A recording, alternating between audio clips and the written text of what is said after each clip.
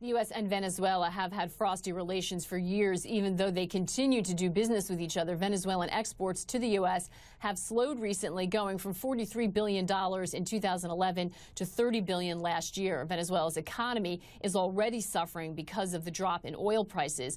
Oil makes up a quarter of the country's GDP and nearly all of its export trade. Joining me now is Christopher Sabatini, an adjunct professor at Columbia University and policy director at the Council of the Americas. Chris, thanks so much for being with us today. We have been watching this situation really deteriorate just over the last couple of weeks. What do you make of this latest move, and what will it do to the few businesses that are still trying to operate there? Well, clearly, Maduro has ramped up his rhetoric, accusing the U.S. and accusing the opposition in the midst of a real economic crisis. Inflation is running at 70% right now. You're looking at an economic contraction of about negative 7% of GDP this year alone, coming after negative 2% contraction last year. So he needs some distractions. And this has sort of been the typical sort of game that he's played, is blaming the opposition, blaming the United States. And he's consistently made allegations about trumped-up charges of U.S. coup attempts, but with no evidence. And this is clearly another effort to do that. And Chris, all the while we are watching, the struggle of ordinary Venezuelans.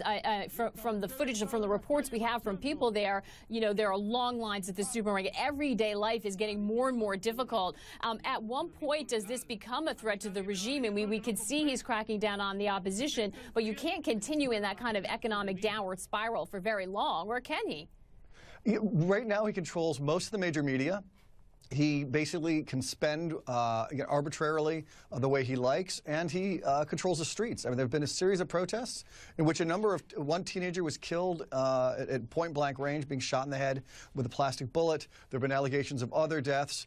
He probably can continue, given his control of the media and given his control of the streets, for quite some time. But that's not to say that he has popular opinion behind him.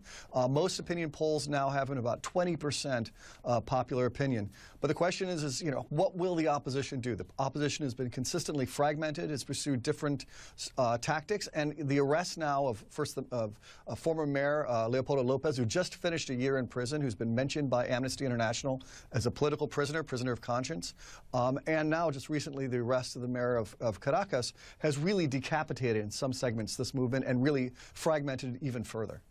Which is going to create a problem if you're talking about trying to get anywhere with the economy or have any relief for the ordinary folks there who are trying to get their basic needs. Long ago, a lot of investors sort of, left or pulled back from Venezuela. But are we looking at the risk of default? I mean, there are relations with some other countries. Maduro has used oil to try to secure some of the necessary things needed for the economy. How much wiggle room does he really have left here, given what we know? And granted, it's not easy to get access to information, but given what we know about the economy. Well, the economy is in really dire straits. As you mentioned, Maggie, it depends. Venezuela depends on oil for 95% of its exports. And right now, according to Barclays Bank, oil needs to be at $120 a barrel for Venezuela to be able to meet its spending needs.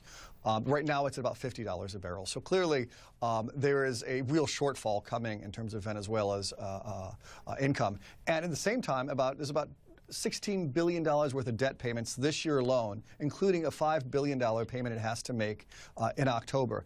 And most estimates have its reserves of hard currency and gold at about $22 billion. So it's going to hit a crunch time very, very soon. It claims it won't default, but I really find it very difficult to do that. So in the meantime, it blames the United States for everything, and in a move that's quite silly, in fact, because it's going to require visas for U.S. travelers to Venezuela.